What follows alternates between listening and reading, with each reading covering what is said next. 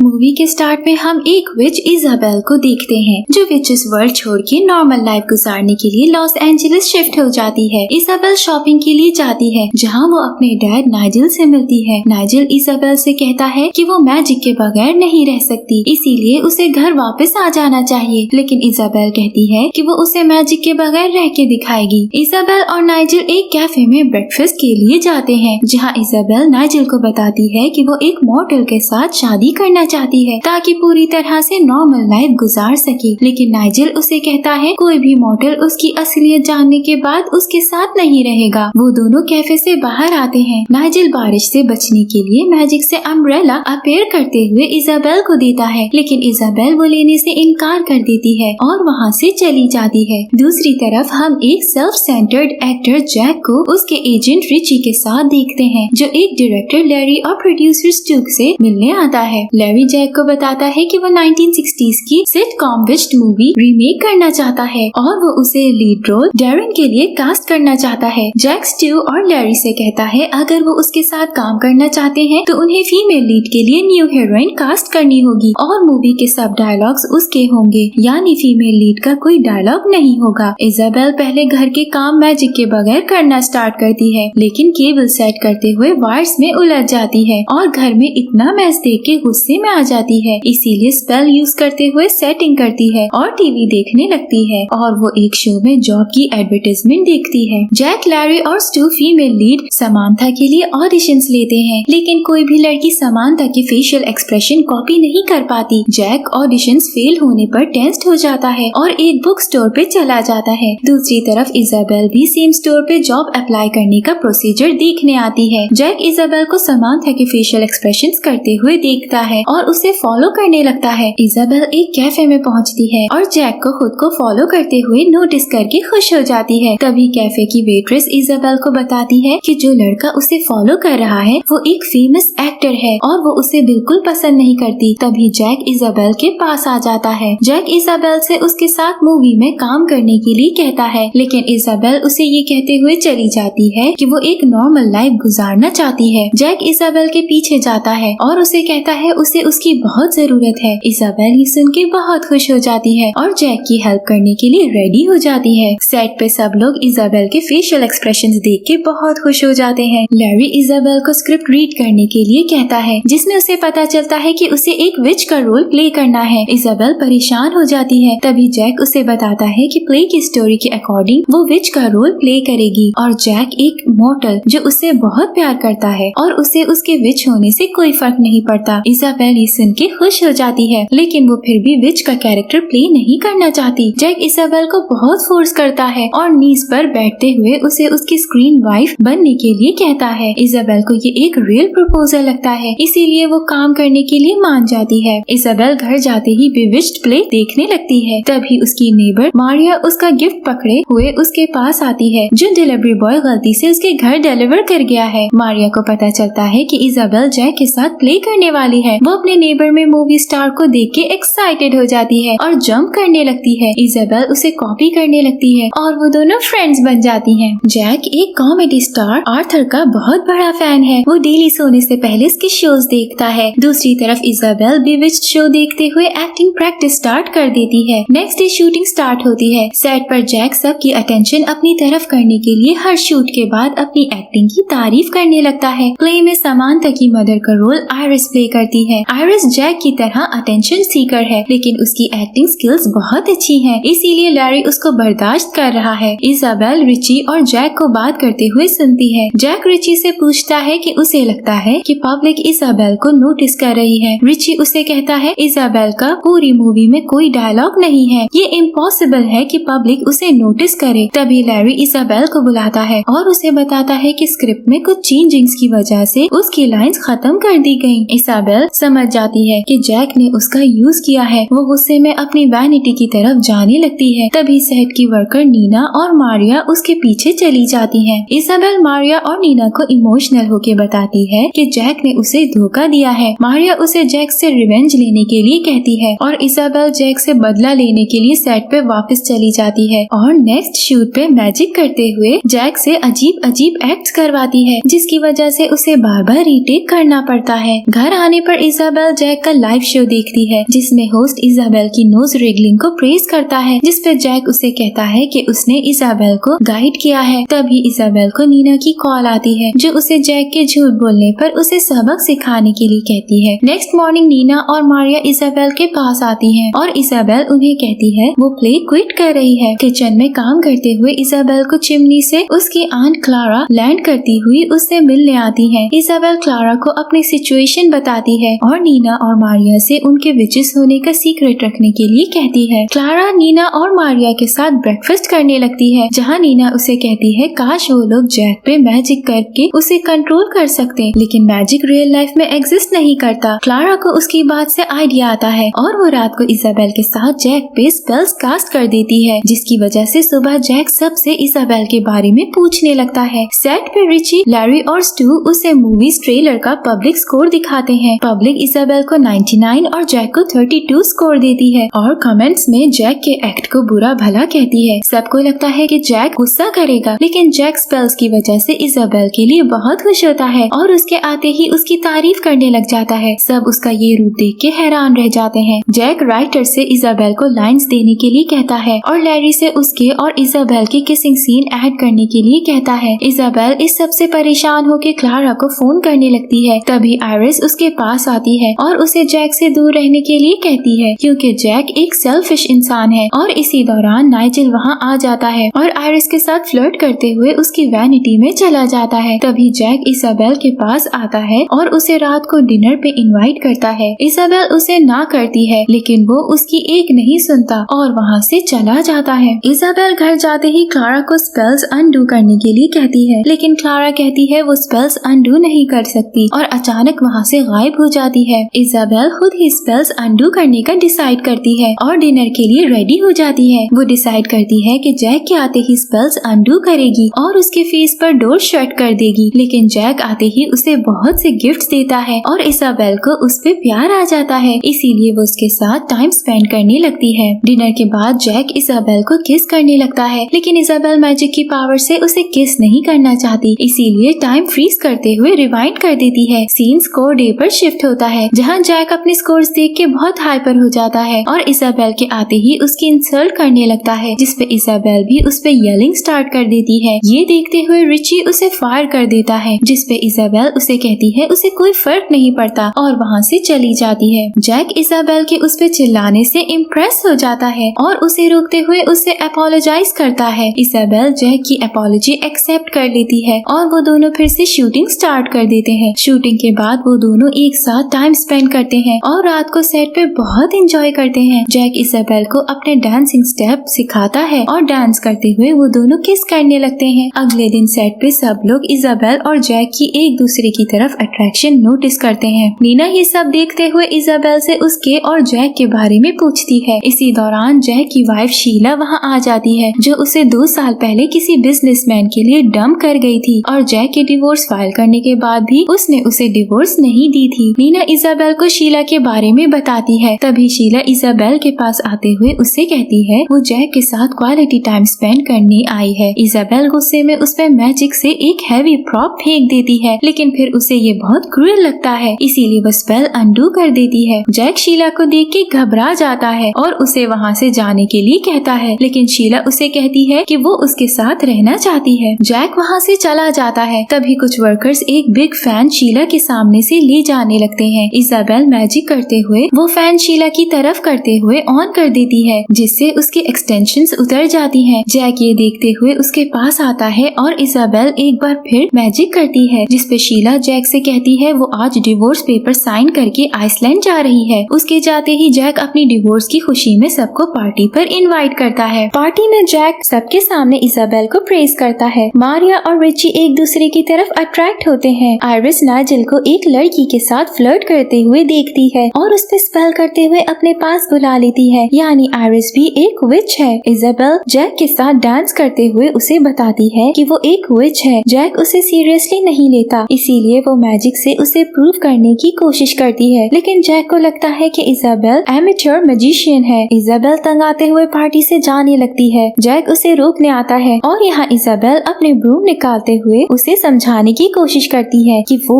एक रियल विच है, लेकिन जैक जैक अब भी उसका यकीन नहीं करता और उसका ब्रूम पकड़ते हुए कहता है वो उस पे उड़ना चाहता है और इजाबेल मैजिक करते हुए उसे हवा में उड़ा देती है। जैक चीखने लगता है और नीचे उतरते ही ब्रूम फेंक देता है। इजाबेल ब्रूम पकड़ती है और जैक डर के मारी चीखें मारने लगता है और इजाबेल को वहाँ से भगाने के लिए एक ट्री ब्रांच से डराते हुए उसे भगाने लगता है। इजाबेल को गुस्सा आ जाता है और वो वहाँ से चली जाती है। नेक्स्ट डे इजाबेल नीना और मारिया को बताती है कि उसकी और जैक की लड़ाई हो गई है और उसने प्ले क्विट कर दिया है। मारिया इजाबेल को बताती है कि सेट पे उसके रोल के लिए रिकास्टिंग स्टार्ट हो गई है, उसे ऐसे प्ले क्विट नहीं करना चाहिए। दूसरी तरफ जैक इजाबेल को मिस करने लगता है। रात को इजाबेल टीवी पर जैक के शोज देखते हुए रोने लगती है। तभी नाइजेल वहाँ आता है और इजाबेल उसे हग करते हुए कहती है कि वो घर वापस आना चाहती है। जैक आर्थर का शो देखते हुए खुद को शो में इमेजिन करने लगता है और अचानक उसकी आँख खुल जाती है। उसे लगता है कि वो ख्वाब देख रहा था, लेकिन अचानक उसे अपने पास आर्थर नजर आता है। आर्थर उसके सामने बैठता है और उसे बताता है कि वो एक विच से प्यार करता है और जब एक मॉर्टल किसी विच से प्यार करने लगता है तो उसके साथ वियर्ड चीजें होने लगती हैं। जैक आर्थर से पूछता है उसके ख्याल में उसे क्या करना चाहिए। आर्थर जैक से कहता है वो और इजाबेल एक दूसरे से प्यार करते हैं, उसे इजाबेल को जाने से रोक लेना चाहिए। जिस पे जैक उससे पूछता है कि इजाबेल कहाँ जा रही है। आर्थर उसे बताता है कि इजाबेल विचेस वर्ल्ड में वापस जा रही है और अगर वो एक बार यहाँ से चली गई तो 100 साल तक वापस नहीं आ सकेगी। जैक इजाबेल के साथ स्पेंड किए गए मोमेंट्स याद करता है और आर्थर से कहता है कि उसे इजाबेल की जरूरत है। तभी आर्थर उसे अपने साथ आने के लिए कहता है और क्रेजी ड्राइविंग करते हुए जैक को सेट पर ले जाता है और उसे बताता है कि इजाबेल अंदर है। जैक आर्थर को थैंक्स कहते हुए इजाबेल के पास पहुँचता है। इजाबेल जैक को देख के खुश हो जाती है और उसे बताती है कि वो इस दुनिया से जा रही है। जैक उसे कहता है कि वो नहीं जा सकती क्योंकि अगर वो चली गई तो 100 साल तक वापस नहीं आ सकेगी। इजाबेल उसे बताती है कि ऐसा कुछ नहीं है। जैक पीछे मुड़ के देखता है जहाँ उसे आर्थर स्टार बनते हुए आसमान में जाता हुआ नजर आता है, यानी उसने इजाबेल को जैक को मिलवाने के लिए उसे झूठ बोला था। जैक इजाबेल से कहता है वो विच है या मॉर्टल, उसे इस चीज से कोई फर्क नहीं पड़ता, वो उससे प्यार करता है और उससे शादी करना चाहता है। वो दोनों किस करते हैं और मूवी के बाद शादी करने का डिसाइड करते हैं। लास्ट सीन में हम देखते हैं 6 मंथ्स गुजर चुके हैं, जैक और इजाबेल की शादी हो चुकी है। जैक इजाबेल को उठाते हुए घर में ले जाता है और उसे कहता है घर का फ्रंट यार्ड बहुत खाली है। उन दोनों के अंदर जाते ही यार्ड में एक ट्री ग्रो हो जाता है। ये देखते हुए उनकी नेबर बेहोश हो जाती है और इसी मोमेंट पर मूवी एंड हो जाती है। Thank you for watching.